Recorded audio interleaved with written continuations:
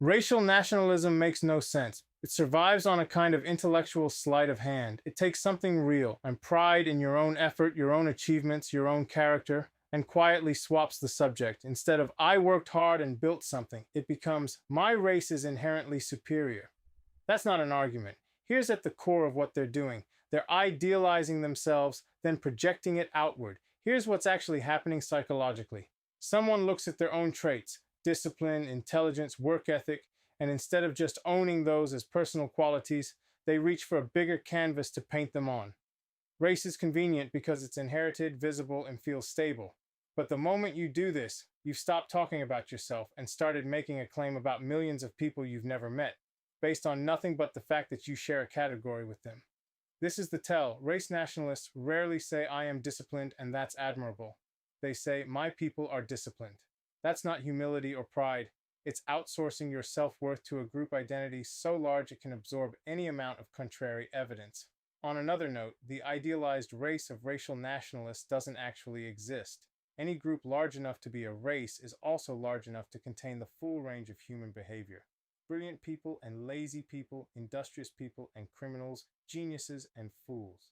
Averages get thrown around, but averages describe populations, not individuals, and they collapse the moment you actually meet one person from that population. The racial nationalist has to constantly edit reality, celebrating the exceptional members, excusing or ignoring the rest, to keep the myth alive. That's not describing a race.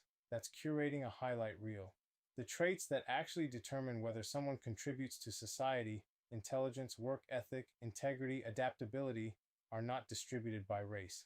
They're distributed by individuals, shaped by upbringing, environment, effort, and circumstance. You can find every one of these traits in every combination in every population on Earth. If the traits that matter aren't race-bound, then organizing your worldview around race is organizing it around the wrong variable entirely, like sorting a bookshelf by cover color instead of by what's inside the books. Racial nationalism comes about through a misguided angle.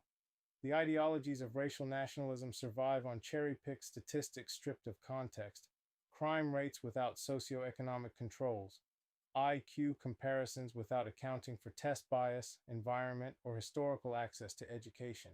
None of this holds up once you control for the actual causal variables. But racial nationalism isn't built to survive scrutiny. It's built to feel true to people who already want it to be true. In the end, we should judge people by what they actually do, their character, their effort, their choices, not by an inherited label that tells you nothing about the person in front of you.